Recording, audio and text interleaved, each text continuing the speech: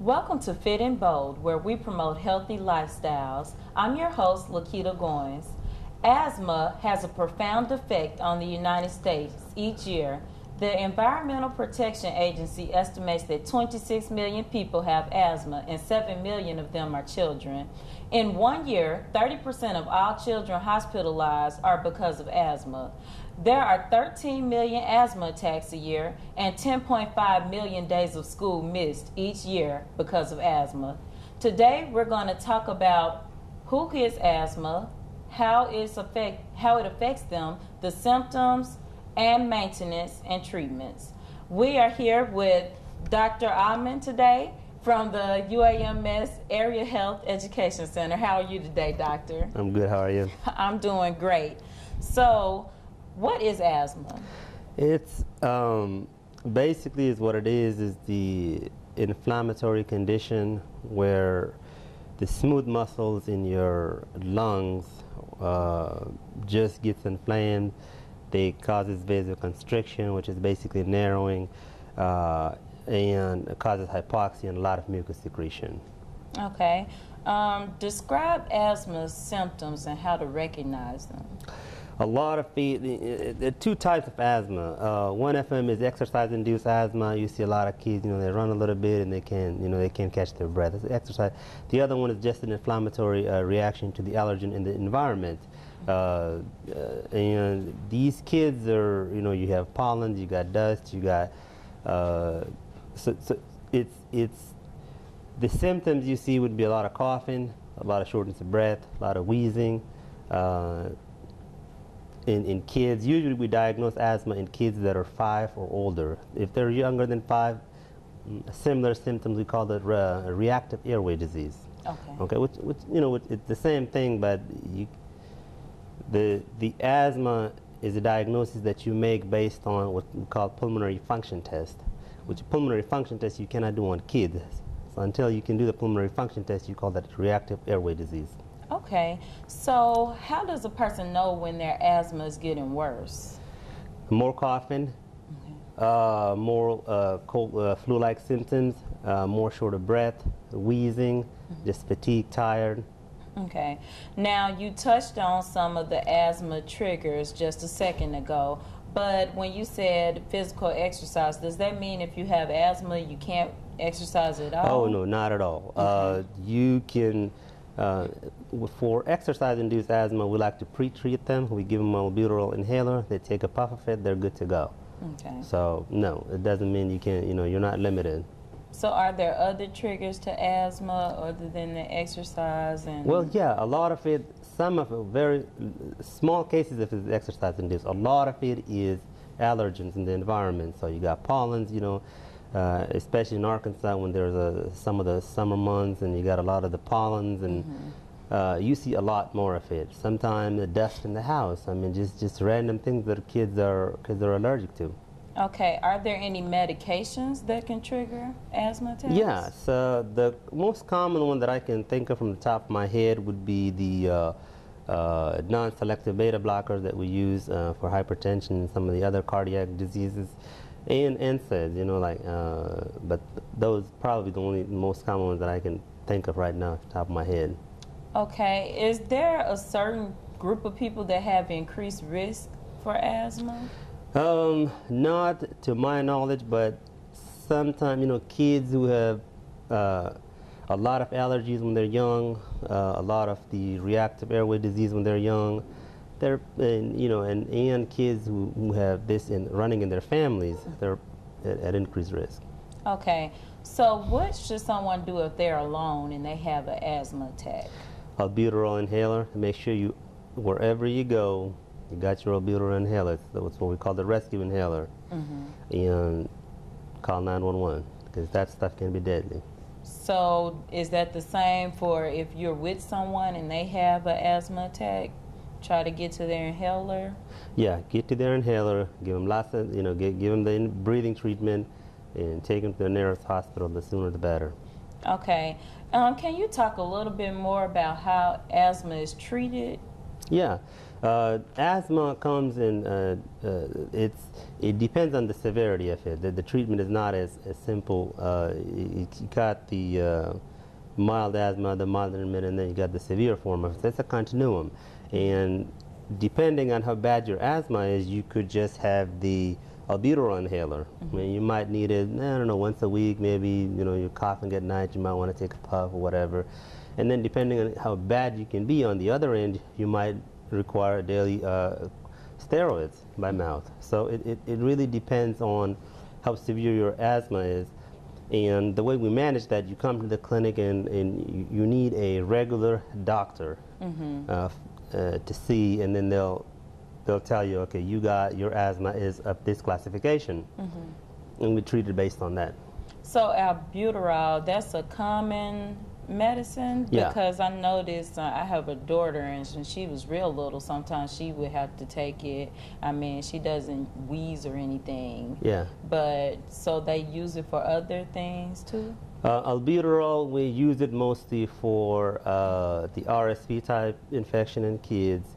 Again, RSV, if they're wheezing, they can't breathe, you give them albuterol. But make sure when you take an albuterol, it comes with a spacer. Okay? If you don't have the spacer and you take the puff, it all ends up in your mouth. You don't take the nice deep breath to go into the ends of your lungs where it needs to be. So albuterol with a spacer is the way to go. Okay, so can you talk to our audience now about living with asthma and the type of quality of life they can have? Well, we see a lot of, I mean, in our clinic, we treat a lot of patients with asthma. You can have a perfectly normal life. The key, again, is to have a doctor, a close follow-up. If you get sick, come see us, and we'll take care of it. And most of the time, kids do very well with it. So. Okay. Are there any foods that help? Food? Yeah, I know there are none that can cure asthma or fix asthma, but do you know of any that can help? Do they use nutrition as part of the plan when they're treating asthma? Well, I mean, healthy nutrition, healthy lifestyle, we recommend that regardless of asthma or not. Do I know of any particular food that can make asthma better? Not from the top of my head. But again, all kids, everybody, we promote healthy lifestyle. That's for everybody, regardless. Okay. And my last question is, if you have asthma, is there a recommended times per year or something that you're supposed to see your doctor, even if you're feeling fine? And well, it all depends. If you got the mild form, you probably don't need as much follow-ups, but you still need to go see your doctor as required every 3 months, every 6, depending on what, but the more severe form, you need to see your doctor more often. So your therapy can be changed according to you. Again, there's not an easy answer for that. Some people I have to see a lot more often than the other one. The ones that are just a mild asthma, you give them albuterol inhale, they do just fine. Some of the more severe ones that are sick ones, they need a more frequent follow-up. Okay. Well, thank you, Dr. Ahmed, for helping us today, and I hope our audience takes something meaningful from our conversation. When we return, we're going to give our fit and bold healthy recipe pick, so don't leave. Yeah, I took a trip to Elkhart, Indiana today. Elkhart's a place that has lost jobs faster than anywhere else in America. In 1 year, the unemployment rate went from 4.7% to 15.3%. Companies that have sustained this community for years are shedding jobs at an alarming speed.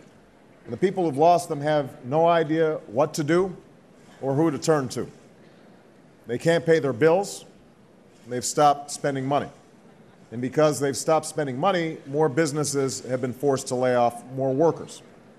In fact, local TV stations have started running public service announcements that tell people where to find food banks, even as the food banks don't have enough to meet the demand.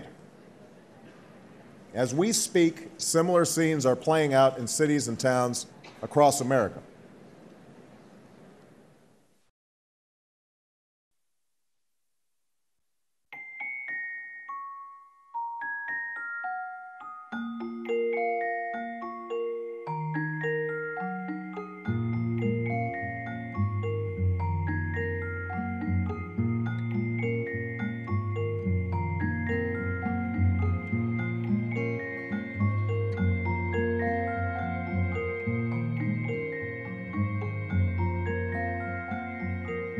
In the event of a car crash, 3 out of 4 kids are not as secure as they should be because their car seats are not used correctly.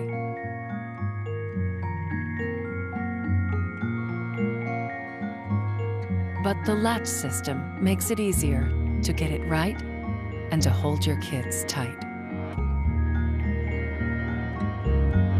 Anchor, Tether, Latch. Learn more at safercar.gov.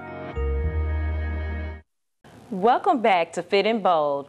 Today's topic is asthma, and we've already talked about how it affects so many Americans, especially our children. So today we want to give our Fit and Bold recipe pick of apple mango smoothie. This is something that the whole family can eat, and well, you drink it, and it's great because it's very fulfilling, so it can work as a snack or a drink. And especially while we're still in these last days of summer, it's a good cool drink to have. So our ingredient list includes 2 apples, 1 mango, 1.5 cups to 2 cups of orange juice.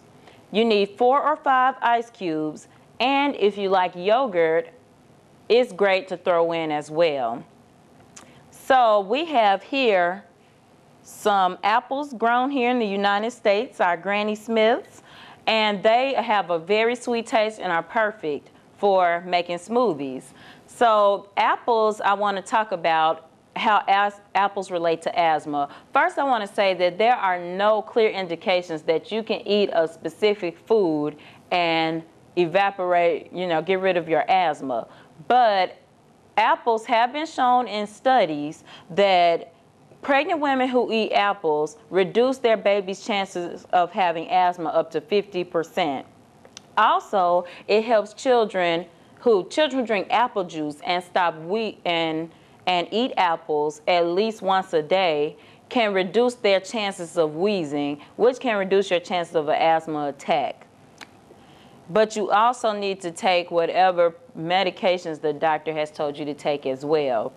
So to make a smoothie is pretty simple. All you do is you need to peel your apples, get you a blender or a food processor, works just as well. You want to cut your apple into medium slices, at least get it down to 1/4 of the apple. You want to drop those in the blender. You need to peel your mango and slice it up until you can get as close to the pit in the center as you can. You want to go ahead and put that in the blender. Dump your orange juice in next. You can sub for other juices. You can also go ahead and put your ice cubes in, as well as the yogurt if you're going to use it. You want to blend or puree on your food processor until you get a good smooth texture. You don't want any ice lumps in it or fruit lumps in it. And once you do that, you're ready to pour and serve. And this is our finished smoothie. I got a nice orange texture, and I can actually still taste the fruit in it when I taste it. It's great. Also, I want to talk about some other foods that can assist with airway issues, and that helps asthma as well. So avocados are a good thing because they protect cells and detoxify pollutants. Buckwheat is also great because it contains magnesium, which helps constricted airways. It helps your breathing flow go better. Now, where can you find buckwheat, you may ask? If you go to your local grocery store and go down the bakery aisle, you can find buckwheat flour. There are other places to find buckwheat, but this is how I get mine. This way you can use it to bake with your healthy cakes and cookies, and that way you can get your magnesium intake. Also, sunflower seeds are full of vitamin E, potassium, and magnesium. And again, the magnesium relaxes the muscles surrounding the bronchial tubes, so this helps with breathing. Bananas, they are rich in vitamin B6, and that is shown, B6 is shown to reduce the frequency of asthma attacks. So there are other things too that are less conventional, like coffee, oranges, and carrots, which is why I use the fresh squeezed orange juice.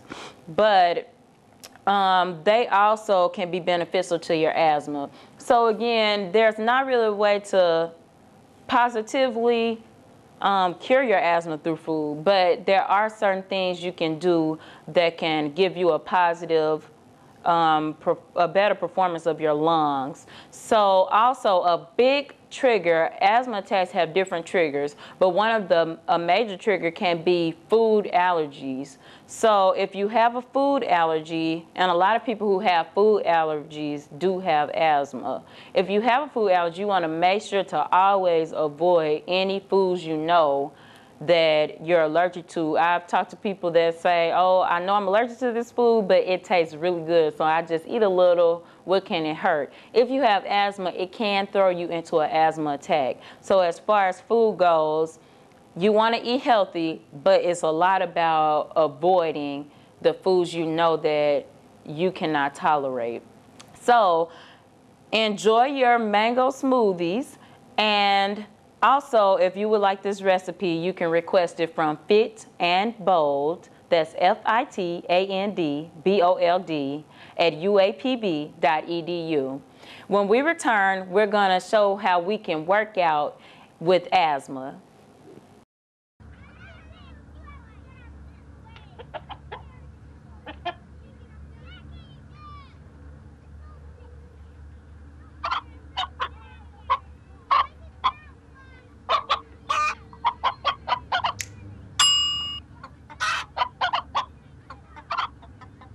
Separate raw meats from other foods by using different cutting boards. 3,000 Americans will die from food poisoning this year. Keep your family safer. Check your steps at foodsafety.gov. When it's time for lunch, a sandwich is a quick and easy choice. And with the right ingredients, it can be good and good for you. So I'm here today to see who can build the ultimate sandwich. All right, when the time is up, our judges will give you their scores. Ready, set, go! Okay, Jason starts out with a multi-grain roll. Ooh, Allison's stuffing her pita with, yes, spinach, a great source of iron. Jason isn't skipping on the protein, adding plenty of smoked turkey, just like Allison's putting the finishing touches with crispy red bell peppers for a dose of vitamin A. Time! It looks like we have a tie. We'll need to call in our special guest referee. Now, these are what I call quick, delicious lunches. Whole grain breads, a whole variety of ingredients. There are so many different ways to build delicious, healthy sandwiches. These two get high marks in every category. I'd say you're both winners. America. Let's get healthy together. Up, college is hard. Down, those books are heavy. My sport is football, but my passion is education. So every year, I take promising high schoolers on a college tour to show them that higher education means a brighter future. My name is Nnamdi Asamoah. I don't just wear the shirt, I live it. You can be a reader, tutor, or mentor too. Take the pledge at liveunited.org/volunteer. Do you wear this? Welcome back to Fit and Bold. Today we've been learning about asthma. Water aerobics is good for asthma in many cases because the warm, moist air releases tension in the airways. But remember to always consult with your physician before doing any new exercise. Many asthmatic patients have a trigger of physical activity. We're here today with Tyrell Meadows and water aerobics instructor for the UAPB Wellness Program. How are you today? Good, and you? I'm great. Can you tell us what we're going to be doing today? Well, today we'll be doing a series of exercises that will help, get your air up and help you breathe better, help asthma patients they use their inhalers less. The cardio in the water really helps with the breathing and getting you in shape overall. All right. Well, thank you, and let's get ready to exercise. All right. How you doing? We're going to do some water aerobics exercises today to help improve your breathing, help you with that asthma, okay? We're going to do some cardio. All right, here we go. We're going to do 3-in-1s today, all right? 3-in-1s, non-stop. You're going to be running your legs, okay? Getting your knees up. All right, and with the weights, we're gonna move them in the water. We got 3 different varieties. We're gonna push in the front, we're gonna push to the side, and then we're gonna push straight down, okay? We're gonna work that chest, we're gonna work the sides right here, and then we're gonna work the triceps, that arm, okay? All right, here we go. Got your water weights? I want you to start running. We're gonna go for a whole 3 minutes. Are you ready? All right, here we go. Pushing the water. We're starting off in front, working that chest, okay? Back straight, head up, core tight.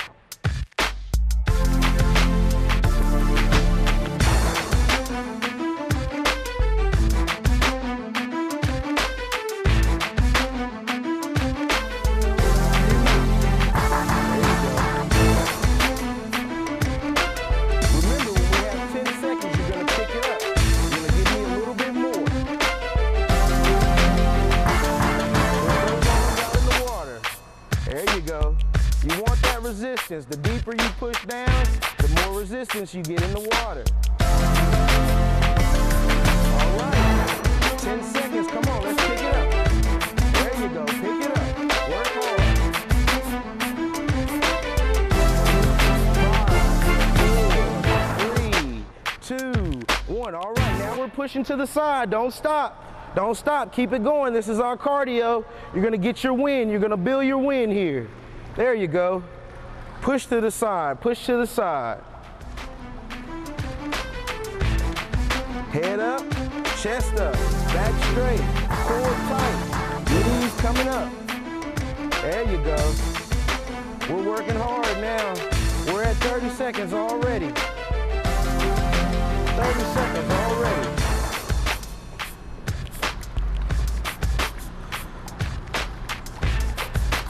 Hang in there. All right, get ready to pick it up. 10 seconds, let's go, pick it up. There you go, work hard, work hard. 5, 4, 3, 2, 1. All right, now we're pushing straight down by your hip. Push that noodle and that weight straight down. We're working on those triceps now, right by your hip, right there. There you go. Knees still coming up, core still tight, chest up, head up, breathing. There you go, good job. Keep pushing, we're almost there. Make sure you're breathing, it's important. In through your nose, out through your mouth. Pace yourself. All right, 20 more seconds, we're almost at the pick it up time.